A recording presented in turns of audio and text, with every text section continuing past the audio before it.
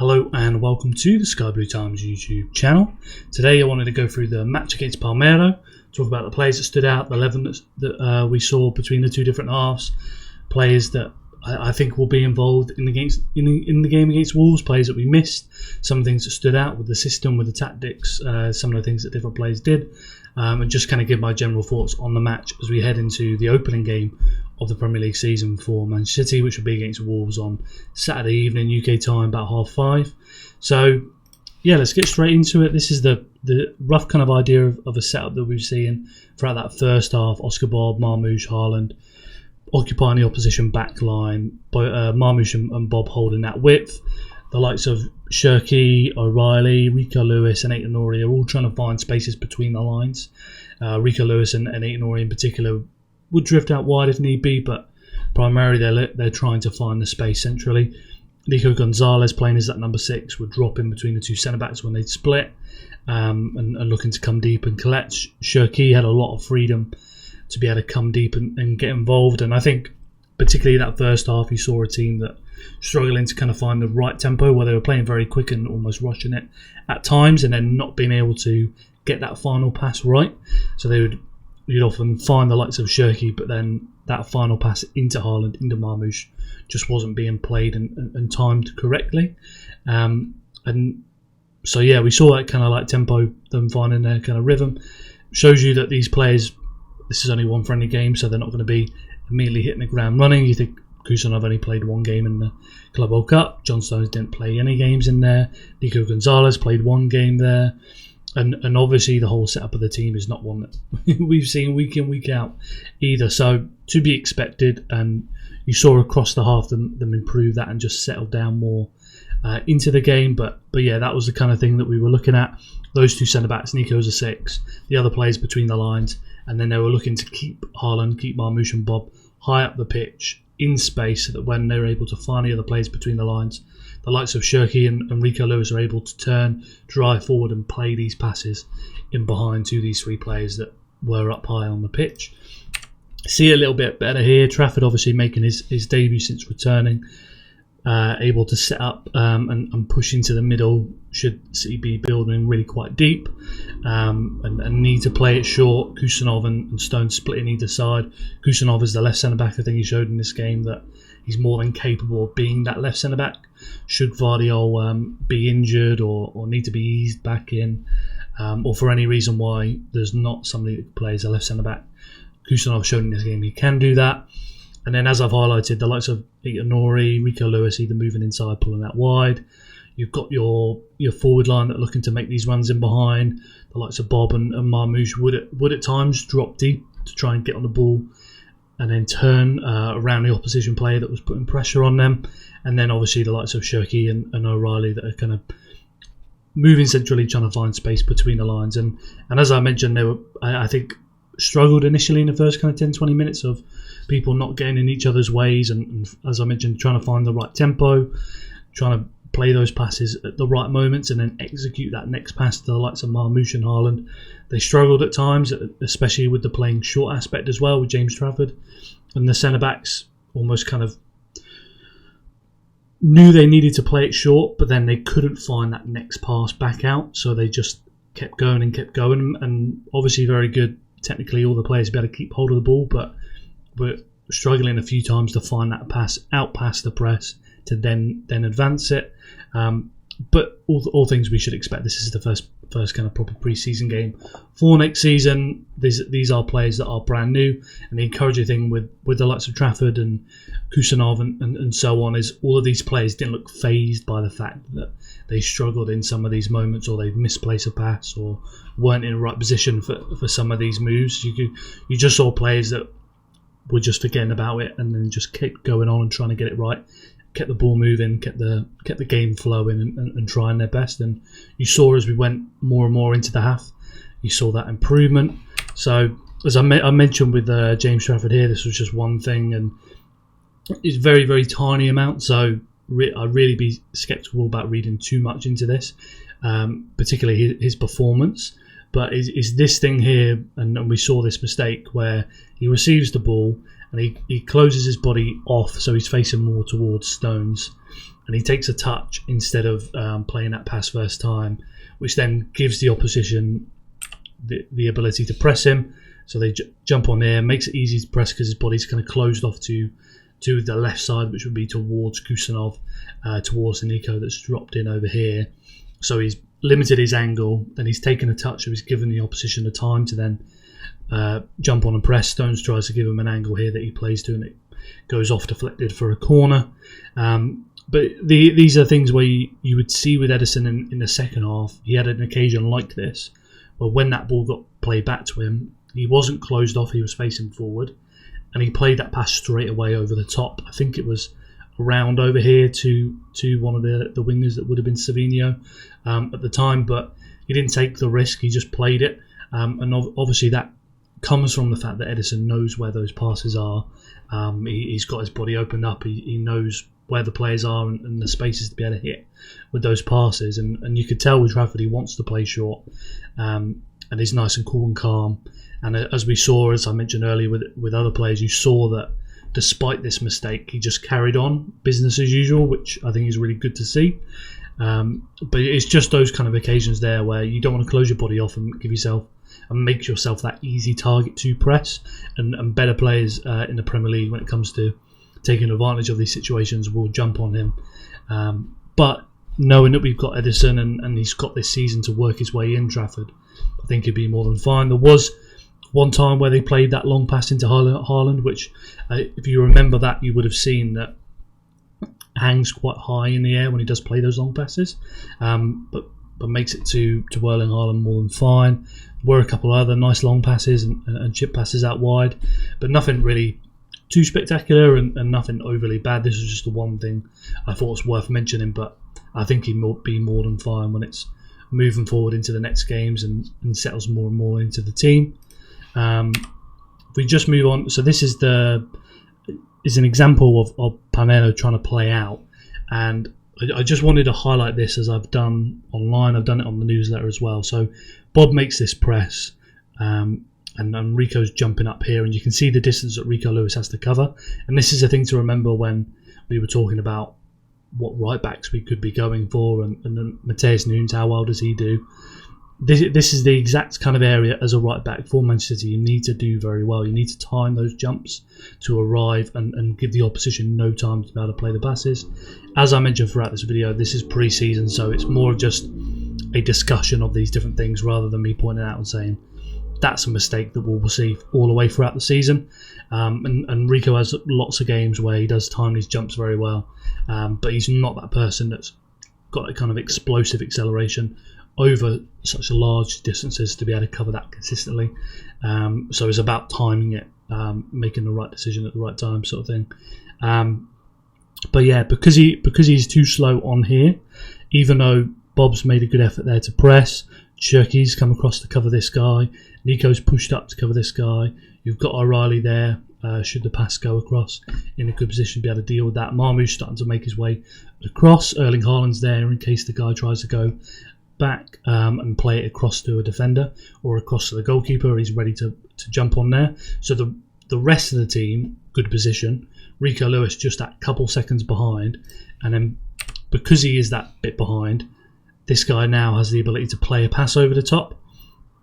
Cherki, as I mentioned, coming to a good position. Nico pushed up in a good position. O'Reilly as well. Haaland over here. Oscar Bob quick already to turn and to start getting back. And obviously John Stones nice and tight here. But because Rico's just that second behind, that's given him the opportunity to play that pass. Now, last season, these players wouldn't have been in these positions tight enough. So if I just go back to this one here, what you'd find last season is that the guy that was playing in Nico's position wasn't necessarily quick enough to come across to cover this guy. So you'd suddenly have a passing option to go inside. Or in Cherki's position, you'd have somebody playing there that's not then tracking that player coming across to support out wide. So this guy here wouldn't just have the long pass he's trying to play over the top. He'd have a pass inside. And we found that time and time again last season. Whereas in here, even though Rico's not timed that jump perfectly, the team isn't completely brittle where Rico's made that mistake, therefore everything's fallen apart. So everybody else is in a good position or close to being in the right position. And then if we just move this along here, you've got Kusanov tight here. Ball drops for Stones, and he's a bit unfortunate because it just bobbles through his leg and comes to this guy here. But you've already got Nico turning. Kusanov is already, as we know, very quick to get back. Aitonori already making his way across. You've got O'Reilly turning, you've got Marmoush turning and coming back. Shirky's starting to make his way back as well.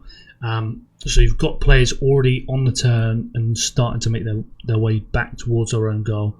Again, if you compare that to last season, you go through these kind of freeze frames, you'll find players that at the moment this happens, they're not already moving, they're not even turned and facing the right way. So from this kind of thing, in a better position, Stone's unlucky, otherwise he'll pick this ball up, they'd recycle possession and then they'd carry on. And then even though Rico's a second behind on that jump there, they still dealt with the situation and the team's able to bend even though somebody may be a little bit off.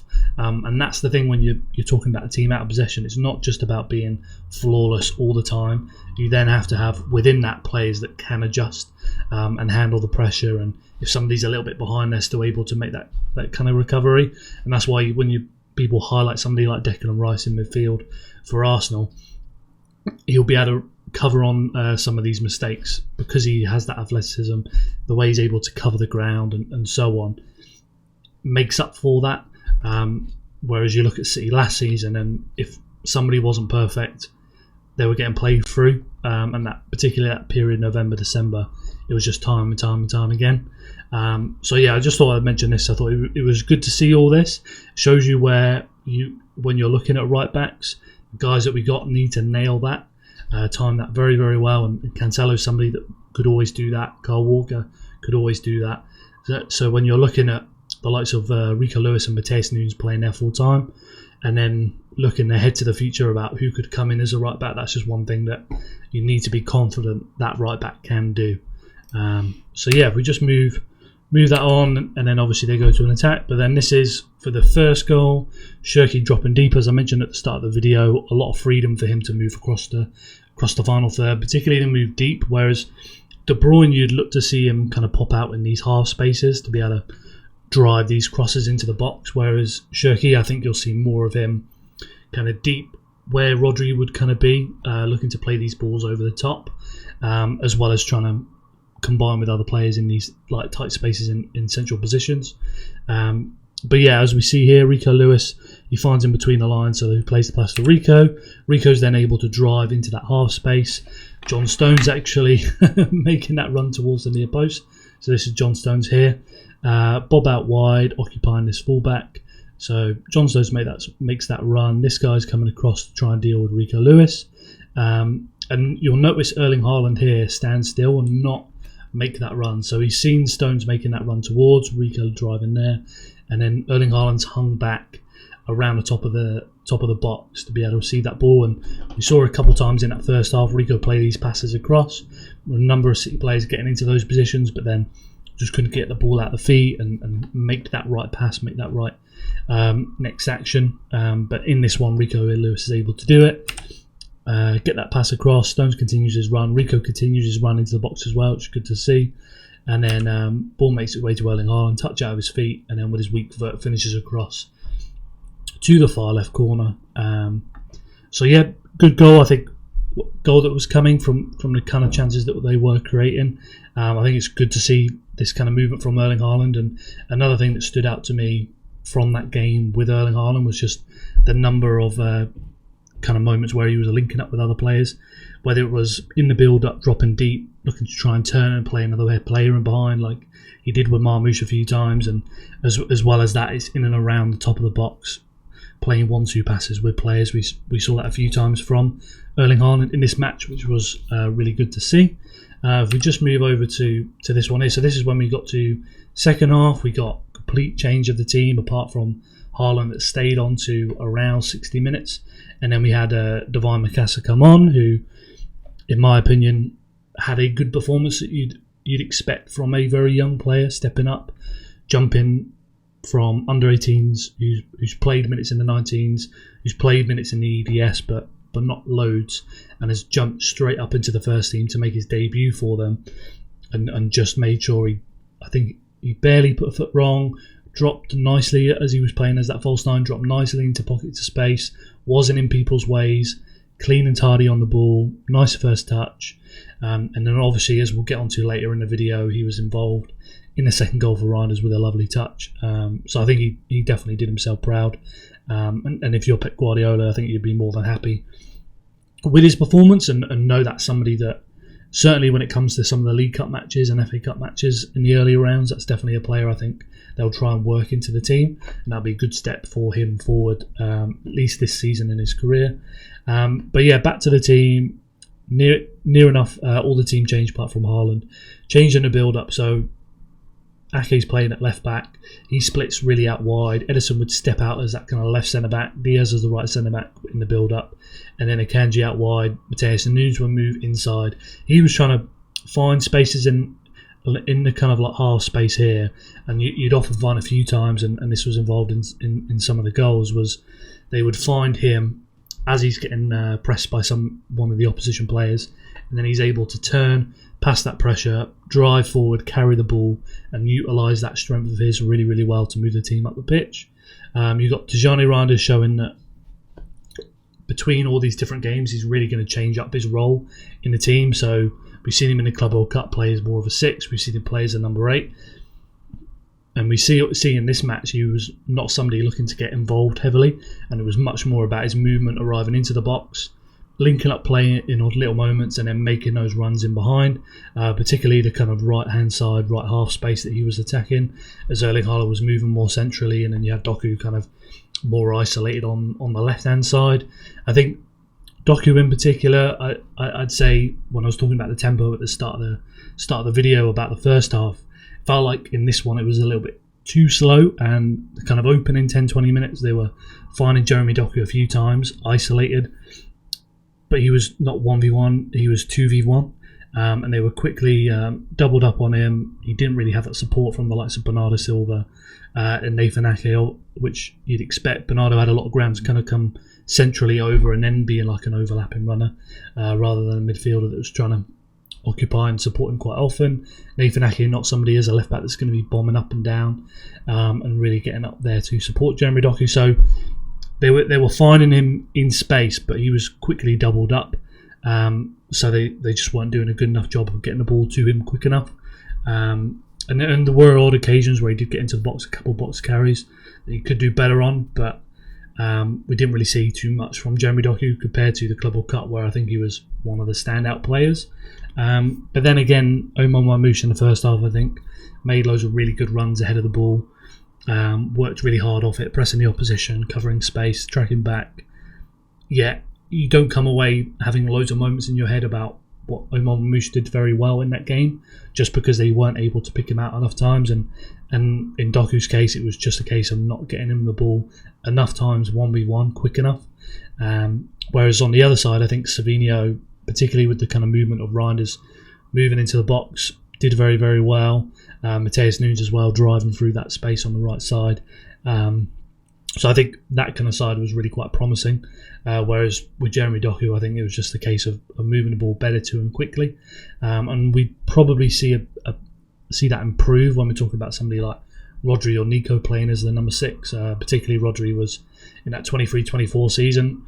He played a big part in getting the very best out of Jeremy Doku, just by the way he's able to move the ball quickly and find him isolated 1v1 consistently across the season. So yeah, something to keep an eye on. And as I touched on a bit earlier, we saw a lot of Erling Haaland dropping deep, combining with players, playing 1-2s, and that was just kind of really encouraging to see.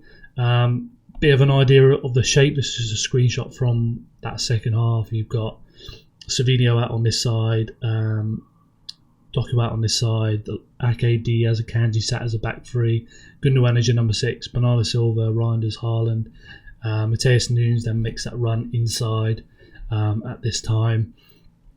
So it's definitely a more conservative kind of approach, having that back 3, having Akanji and Ake, whose strengths as defenders are defending the channels. So yeah, it could be something that we see more so in games that are teams that are looking to hit us on transition, like what we saw against Al Ain in the Club World Cup. But then part of that was just having, I think, better personnel. When you have Tijani Reinders on there compared to what we saw in some of the other games, making those kind of movement into the box with Matheus Nunes, the runs he would make on that side, really good to see in this match, the kind of fluidity across the front line, and that come from just adding players into the team that are able to make all of these runs all throughout the second half. So if we move to the second goal, I remember talking about Reinders when we were signing him benefiting Jeremy Doku, and it's this movement but just on the other side, and we saw it with Savinho on this one where he's not needed to beat his man even though they've got two players on him, but Reinders is able to find himself in space, not go too early, just be there waiting for the pass, and Savinho plays that pass inside. Reinders is able to take a touch and then make a nice cool finish over to the far left corner, into the bottom, and this is just encouraging stuff to see ahead of the new season. When you think about the impact of Gundogan with his movement into the box when he was younger, Tijani Reinders is just adding a lot more running capacity to that position, as well as having the knack for finding a space in the box, smelling the goal, as Guardiola would say. And as he's shown in this game, at least for two of the three big chances that he got, apart from the last one, that he is somebody that is cool in the box and is able to finish them well. And then if we move to this one, I believe I was talking about Matheus Nunes turning very, very well. And in the lead up to this goal, it was from that Matheus Nunes able to turn and drive, and then links up there with Savinho. Savinho drives inside. Picasso, you can see, he's already spotted and moving across to offer him a pass. Tijani Reinders pointing for the ball. Savinho does this very, very well, that kind of linking up with players as he moves into the half space. Something that's not really kind of praised about him too much, but you add more players that can link up, like you saw in that second half, you're only going to get more of him because he has that ability to run all game long, but has the technical ability when he's moving in those tight spaces, smart decision making, and can lay those passes off, like just weights them very, very nicely. So yeah, pass inside to Mikasa, nice lovely touch from him into the path of Tijani Reinders, able to take a touch, drive into the box, and then finish over to bottom corner over there. But yeah, as we saw throughout this match, we saw Tijani Reinders that I think is going to be a candidate for somebody that's trying to score 10 goals in the Premier League next season. I think he scored 10 in Serie A with AC Milan, if not more. Gundogan scored 13 in the 2021 season. That's with one penalty, so 12 non-penalty goals. He's somebody that's going to be trying to score those number of goals. And when you're looking at all the different players in the team that can score goals, you think about Phil Foden returning to more of his best form. You're looking for improvements from the likes of Jeremy Doku and Savinho. Obviously, Erling Haaland, you're adding in, and Omar Mamouche, who is more than capable of scoring 20 goals in a season. Shirky, that's come into the team. Rodri's coming back, somebody that's more than capable of getting 5 to 10 goals as well himself, across all competitions like he did in the 23-24 season. You're adding so many more goals to the team, Aiton I didn't even mention. So when you're looking at all those different options for Manchester City, I think a lot of our problems that people aren't speaking about enough last season was how much we struggled to break down teams, create chances, and then when you're looking just at the 11, seeing a number of players that you're confident can score goals. Now when you're looking at the team, you do have that. There's always players on there that can score goals, and Tijani Reinders had something different as a midfielder, crashing the box. So yeah, really encouraging stuff. Nico in the first half, coming in, showing his job as a number 6. Kusanov defensively, showing why he deserves to be in the team. I think Rico Lewis made a good account of himself. Picasso I touched on. I think Matheus Nunes looked a little more solid than we saw from last season, coming into this game. So yeah, I think across the board there's a lot of positives there. There's the usual sort of stuff, what I mentioned when you're talking about the first game in terms of getting the tempo right.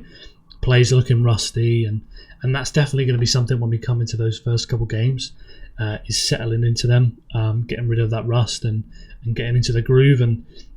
But that's just to be expected in those opening couple of games. So yeah, pretty much my kind of thoughts on there. Quite positive about it. Looking forward to the game against Wolves.